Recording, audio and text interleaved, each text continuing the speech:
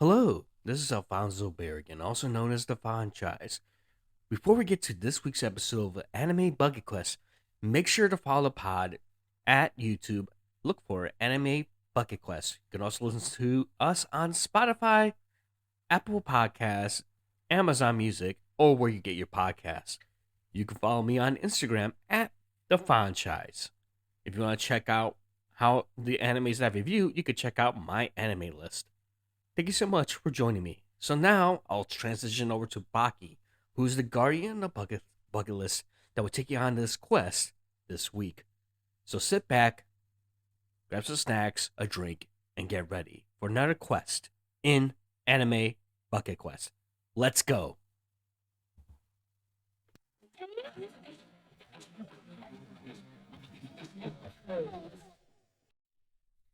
Yeah! Aki here. Today I traded my usual gear for a classic black and red hockey jersey. But I am still holding a massive box of tissues in a giant plush dongo. I'm crying so hard. My glasses are fogging up. There are no swords, no demons, and no pirates today.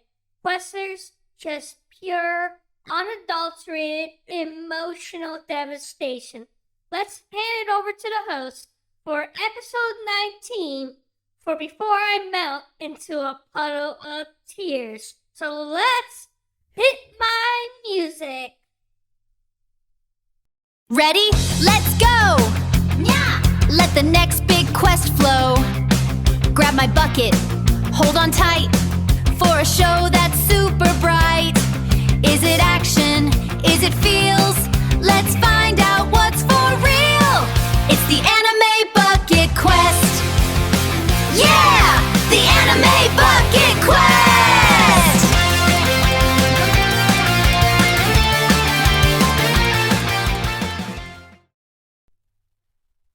Welcome back, Questers, to another episode of Anime Bucket Quest. I'm your host, the Franchise, and we have covered some heavy shows on this podcast. But today, we are tackling the mountaintop of emotional anime. This is the show that veteran anime fans use to test if they are still possess human feelings. Today, we are completing the ultimate trial, Clannad After Story. So sit back and let's give you this review.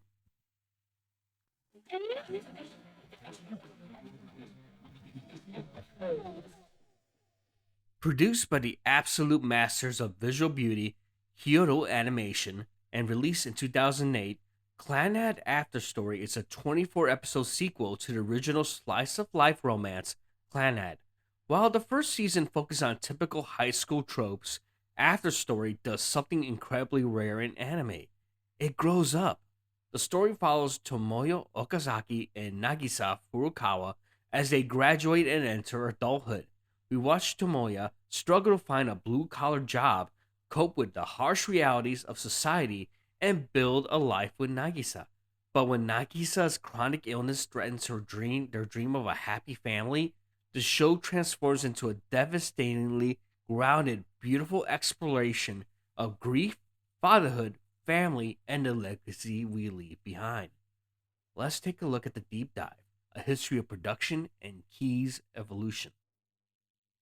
To understand the weight of After Story, we have to look at the unique production pipeline between the animation studio and the original creators. The Key formula.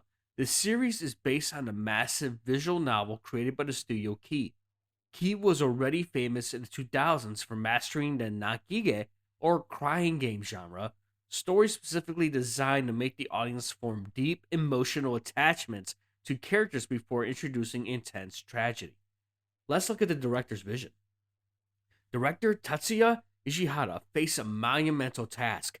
Visual novels are non-linear, allowing players to choose separate romantic routes for different girls.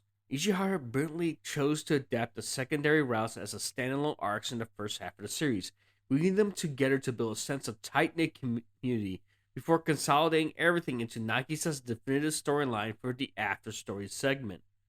Let's talk about Kyoto Animation Studio culture. The sheer emotional weight of the show hits harder because of KyoAni's legendary production standards. Unlike many industry studios that rely heavily on freelance animators working under extreme deadlines, KyoAni employed a full-time, salaried in-house staff. This allowed for unparalleled continuity in character movement, lighting, and expression across all 24 episodes.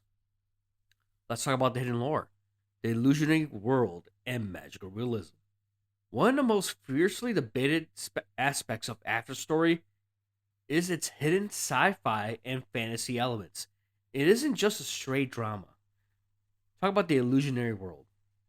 Throughout both seasons, we get cryptic cutaways to a desolate, beautifully animated wasteland featuring a lone girl and a junk robot. This isn't just a metaphor, it is a literal parallel dimension and intimately tied to the town's collective happiness. And then we had the light orbs. In the original visual novel, players had to unlock light orbs by helping townspeople solve their real world problems. The anime translates this hidden lore subtly. Whenever Tomoya brings joy to someone or mends a broken relationship, a tiny glowing orb of light floats into the sky, unseen by the characters. These orbs represent the town's ancient legend that true happiness can manifest in miracles and alter fate itself. Let's talk about the anime experience in ground realism. Watching Clannad After Story is an exercise in narrative patience. The mundane made beautiful. What makes this show hurt so much is how unfantastical the adult struggles are.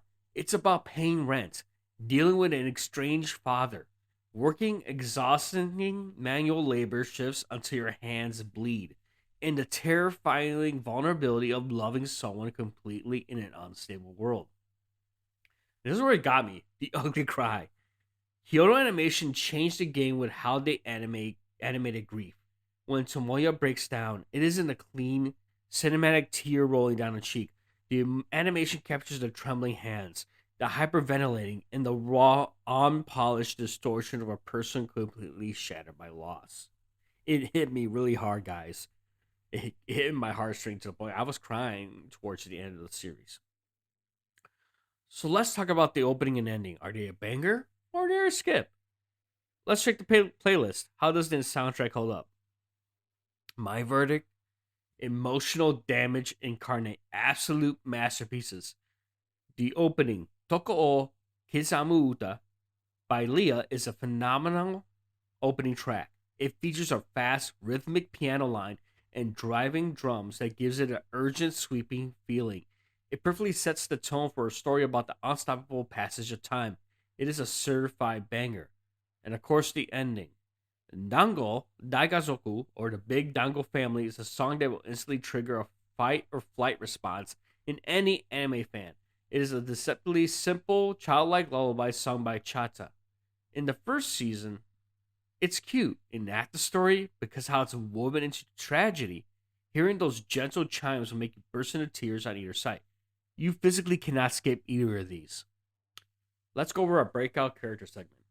While Tomoya's character arc is one of the greatest in fiction, the breakout star who steals the second half of the series is Ushio Okazaki, the soul of the show. Without spoiling the major twists, Ushio is quite literally the sweetest, most innocent child character ever put to animation. Her big eyes, her little robot toy, and her quiet resilience in the face of an incredibly difficult upbringing makes her instantly endearing. Then we hit the flower field. The scene in the flower field with Tomoya and her iconic line, "The only places I can cry are in the toilet and in daddy's arms," is universally agreed upon as one of the most heartbreaking, beautifully executed emotional peaks in media history. Now let's have our source material showdown. Anime versus Key's original visual novel. My verdict? This is a rare tie, but the anime takes the crown for accessibility. The original visual novel is an absolute titan, requiring over 80 hours of reading to unlock the true after story ending. The anime takes that incredibly convoluted branching mechanic and translates it into a cohesive, fluid television narrative while losing the magical realism elements. It's a miracle of adaptation. Now let's talk about our great debate, dub versus sub. This is a fiercely contested battle in the community, but the point goes to the Japanese sub. The sub. Yuichi Nakamura, who voices Tomoya, and Mai Nakahara, who voices Nagisa, deliver god tier performances. The cracks in Tomoya's voice as he breaks down are impossible to replicate perfectly. The English dub features David Matsunaga as Tomoya and Lucy Christian as Nagisa, who I had the honor of meeting both at a convention. They do a highly commendable job, especially in the incredibly heavy second half of the series. If you prefer dubs, it is completely watchable, but the raw, unedited, emotional texture of the original Japanese cast is the definitive experience. Now, where can you find this anime? Lucky for you, ready to have your heart broken and put back together, you can stream the complete series of Clannad and Clannad After Story right now on High Dive. So my conclusion for this spot on the anime bucket list, to me, it's an S tier. It's absolutely mandatory viewing. It is a masterwork of human drama that forces you to look at your own life and cherish every single fleeting moment. Right now, this is great. We just broke down 19 different anime. And don't forget, next time, get prepared for episode 20. We're barely almost a third through the list. It's 100 anime. We're barely about to hit number 20. So thank you so much for joining me on this week's quest. As always, geek on, take care, and watch anime.